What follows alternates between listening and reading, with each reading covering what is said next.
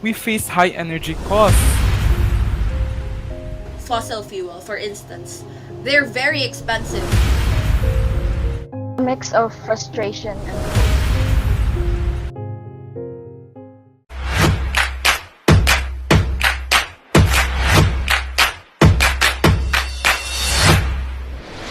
Hello and good day everyone. I'm Amir Hassan Karim, but you can call me Rama. And welcome to Conserve and Convert Challenges and Opportunities in Achieving Affordable and Clean Energy with a Christian moral perspective. And I'm Brianna David, also known as Yana. We're here to discuss a crucial topic that affects us all: responsible energy consumption, and how it is relevant for us here in the Philippines, particularly in Mindanao, where energy challenges are very real. I mean, if only our energy supply could be as endless as my desire for coffee! Absolutely. And what makes today's discussion unique is that we'll be exploring these issues through the lens of Christian faith and morality. How can we, as people of faith, contribute to a sustainable future? We've got some incredible guests with us who bring both knowledge and passion to this topic. We'll be breaking down the economic and environmental challenges, discussing the United Nations Sustainable Development Goal 7, and seeing how our faith calls us to act. And who knows, we might even find out if saving energy really does count as good deed. That's right, Yana. We have some wonderful guests with us today who will bring both technical knowledge and spiritual insights. Naalala ko tuloy yung tinanong ko friend ko kung bagay ba kami dalawa. Yung kuan ko, taga second floor lang naman siya. Tapos sabi niya, hindi daw. Ano naman alam eh. Hopeful lang naman ako. Char. Pero naman, char-charan lang tayo dito. Saya-sayahan. Walang iyakan. Okay, mag-proceed na talaga tayo. Enough na bas, but really, let's stay tuned as we discuss how responsible energy use aligns with faith and can contribute to a better, more just Mindanao. And remember, folks, saving energy is like a prayer. It's always a good idea. Alright. Let's start with the basics. Energy issues in the Philippines, especially in Mindanao, have been a long-standing challenge. We face high energy costs, frequent shortages, oh, and an increasing environmental impact. These issues are not just impacting our economy but also our quality of life.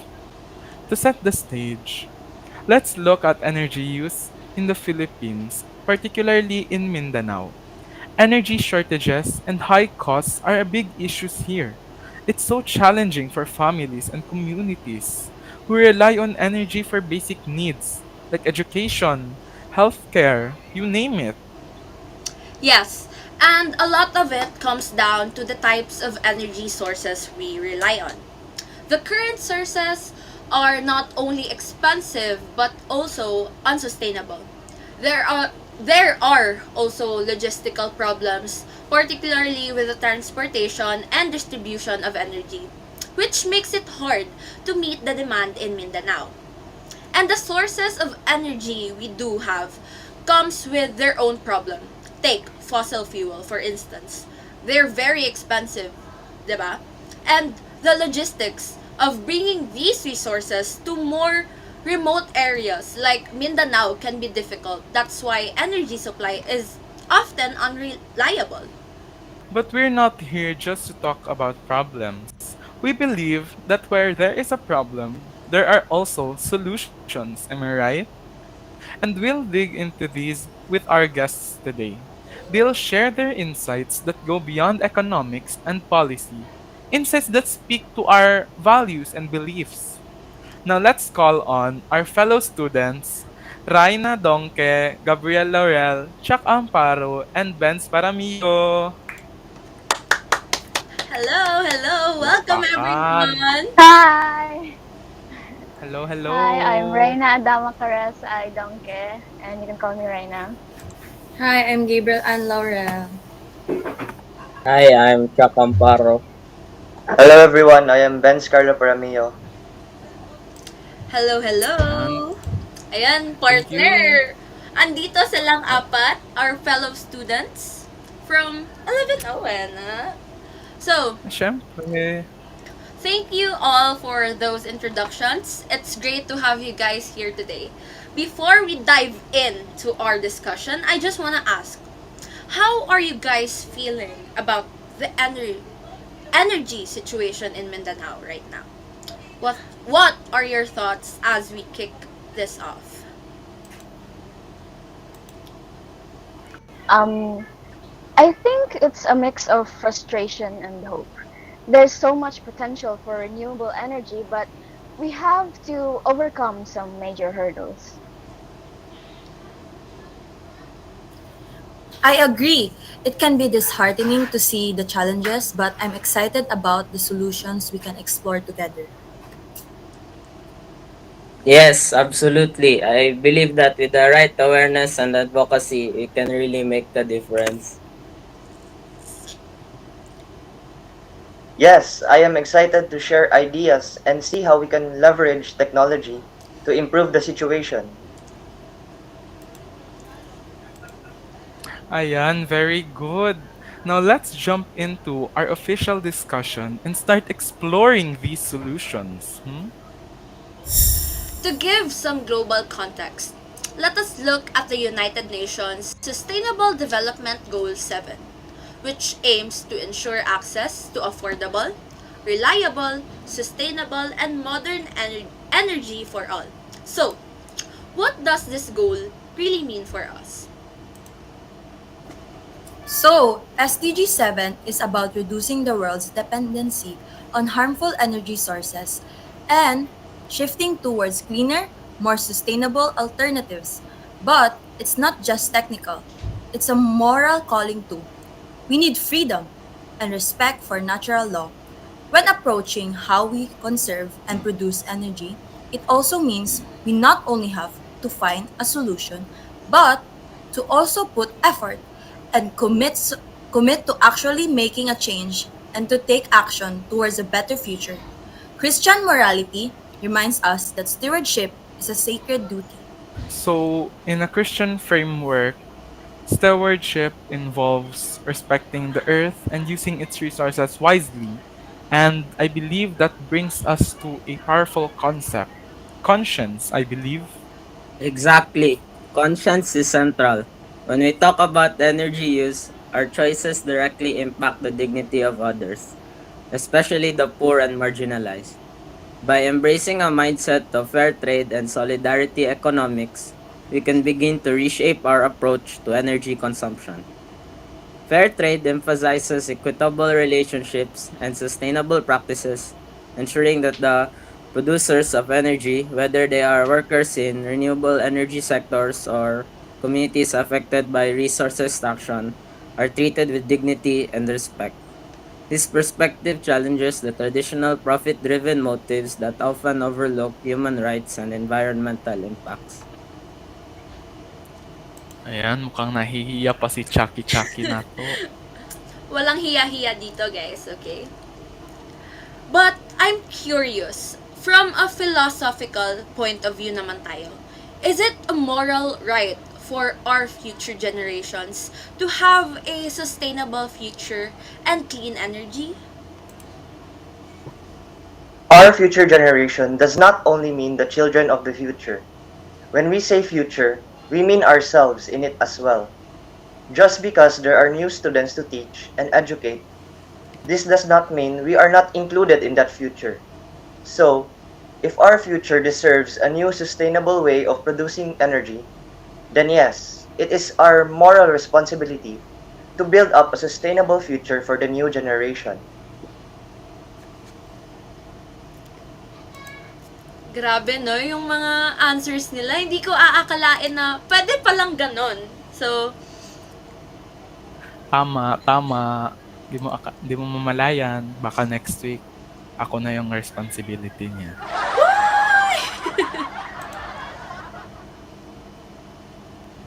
Okay, I actually agree.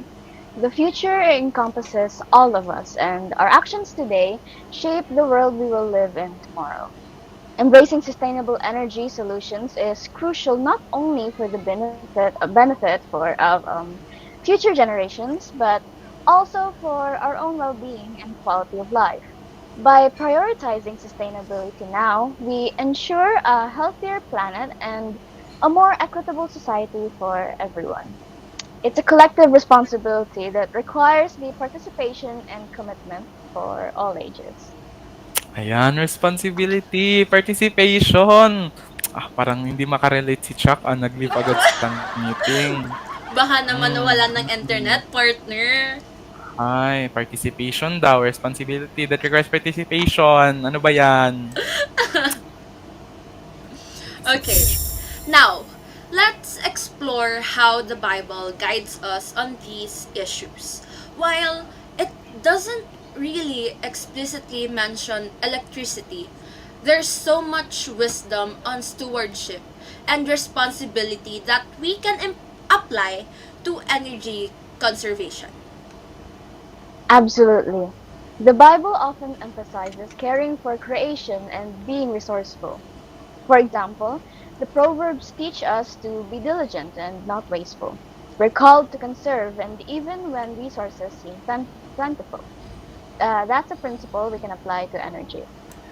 So, in the same way, today's innovations, like solar power, reflect a modern extension of stewardship, right? Precisely. God has given us creativity and intelligence to solve problems.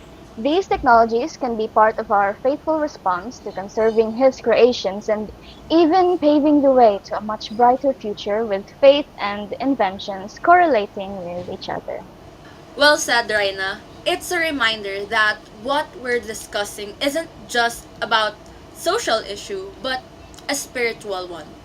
We can find direction and motivation in these teachings to act responsibly. I would also, hello, okay, add the cat to the discussion. And also, I would like to add Christian morality implies the idea that humans are placed as stewards of God's creation. In Genesis 2, verse 15, humans were put on earth and given the responsibility to cultivate and take care of the planet. By switching from fossil fuels to renewable energy, us humans will live out our divine responsibility and contribute to sustainability by resolving climate change and pollution. Christian morality also advocates for peacemaking. Changing energy production from fossil fuels to renewable energy sources would lessen international conflict over access to fossil resources. This switch also contributes to mitigating climate change, which can potentially exacerbate conflict over scarce resources. One more thing I'm curious about. In what ways can the biblical principles of love, justice, and community inform our approach to ensuring equitable access to clean and affordable energy for all? And how might this shape our understanding of ethical responsibility in both individual and collective actions? For me, I think love emphasizes compassion for vulnerable populations, encouraging solutions that consider the well being of all people and the environment. Justice calls for addressing systematic inequalities in energy access, advocating for policies and practices that support communities facing energy poverty. And the principle of community promotes a shared responsibility for sustainable energy and encouraging collective actions and community based solutions. All in all, these biblical principles help shape our individual actions in a way that makes us selfless and thoughtful, considering people outside of our own through small changes in bad habits that can build up to a big deal of change. An individual can also lead to collective actions through empowering others or encouraging others to follow their lead to changing bad habits or encouraging the masses to come up with solutions. Yes, basically, the biblical principles of love, justice, and community can guide to an ethical approach to ensuring equitable access to clean and affordable energy by prioritizing compassion, fairness, and collective responsibility. Together, these principles create a moral framework that places human dignity and the common good at the heart of the pursuit for equitable and sustainable energy access.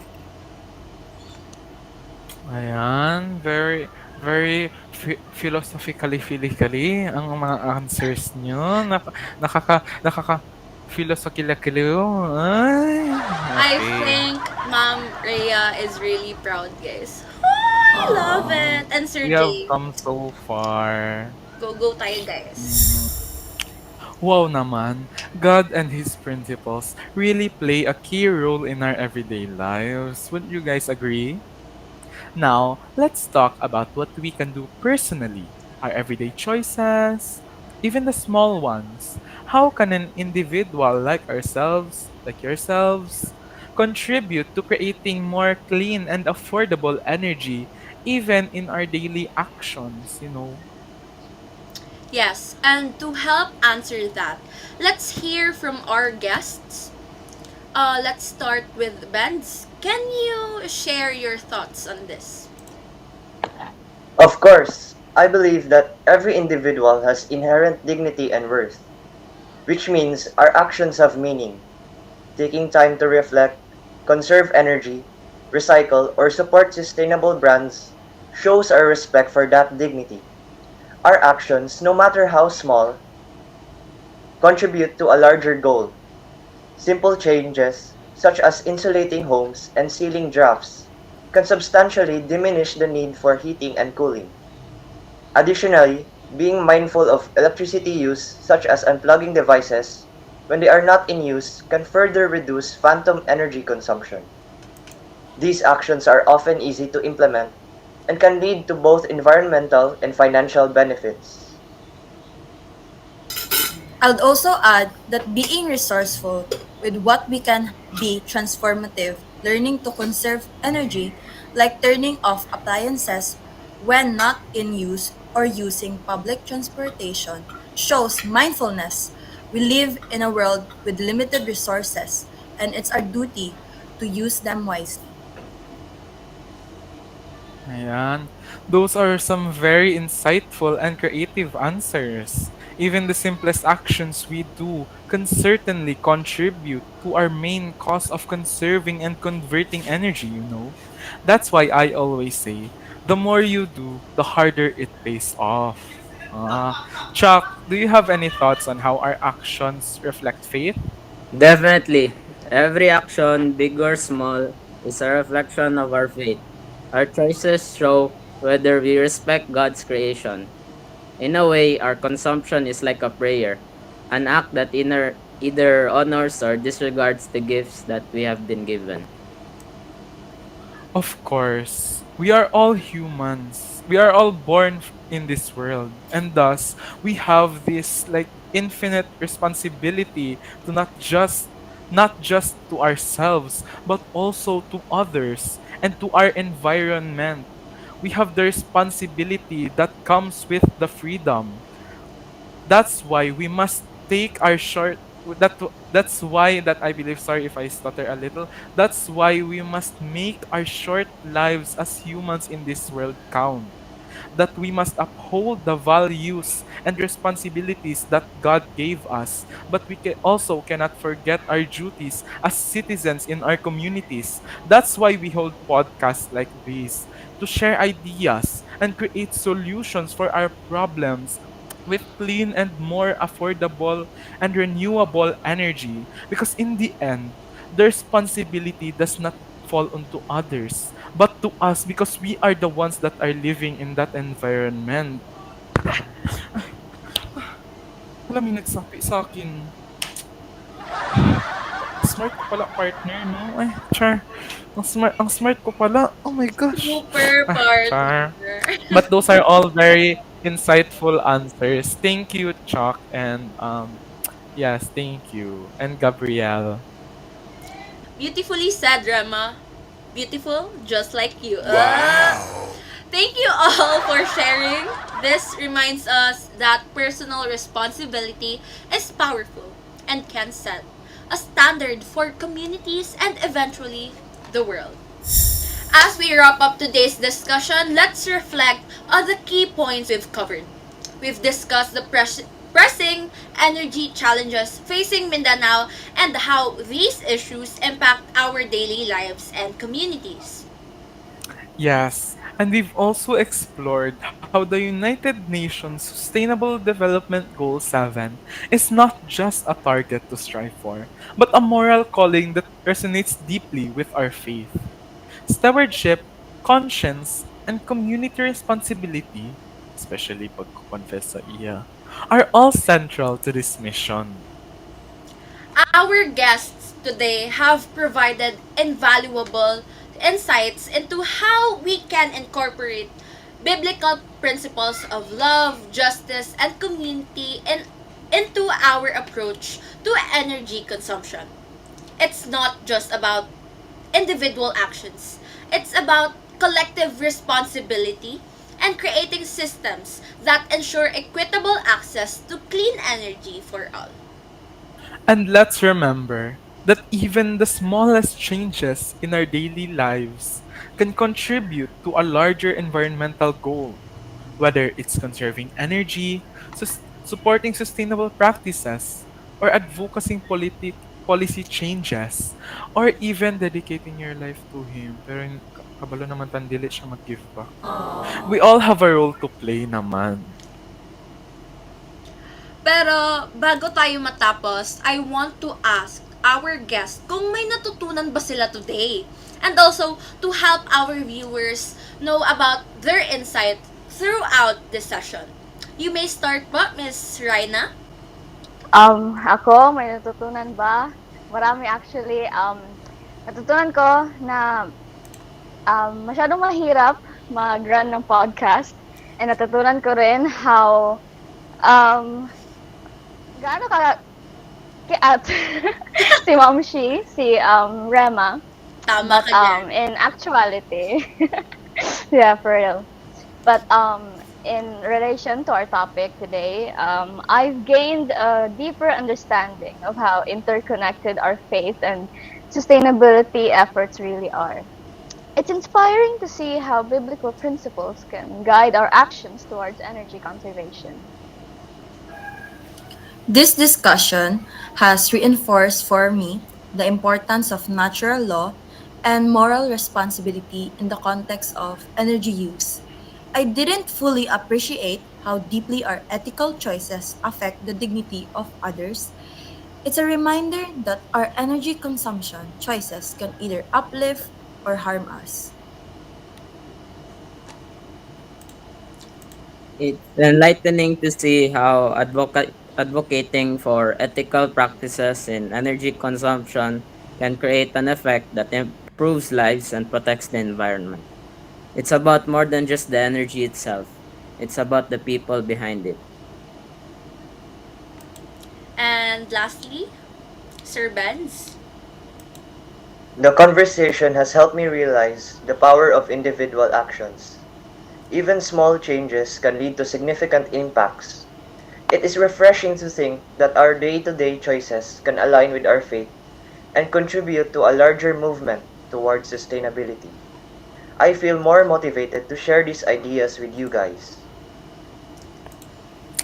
Wow, thank you, guys, for those very insightful and wonderful answers. Now, I believe it's getting a bit late, and I can sense I can sense that we're nearing the end of our session. So, how about we end our episode with a prayer from Miss or Mrs. Miss Gabrielle and Laurel. Prayer for reflection and guidance. Dear God, Thank you for the opportunity to learn and grow. As we absorb what we heard today, help us shift through these ideas with wisdom and discernment. Grant us the insight to understand how these thoughts align with our values and how they guide us towards a better path. May this new knowledge lead us to truth, inspiration, compassion, and encouragement, humility. Help us be open yet discerning, curious yet grounded, and always willing to seek your guidance as we navigate our thoughts and decisions. Give us clarity and peace in all we do today and always. Amen. Thank you to our guests as we continue to engage with these issues. Let's stay inspired by our faith and motivated by the possibilities for a sustainable future. Together, we can be the change we want to see in our world. This is Brianna David, your co-host, and Thank you so much, dear guests, for joining us today. I hope we can continue this conversation and take action in our own lives and communities. Until the next time, may we all find ways to conserve and convert our energy for a brighter, cleaner future. Once again, I am your host, Amir Hassan Karim. You can call me Rama. Hey, goodbye everyone. Stay blessed and goodbye. energized.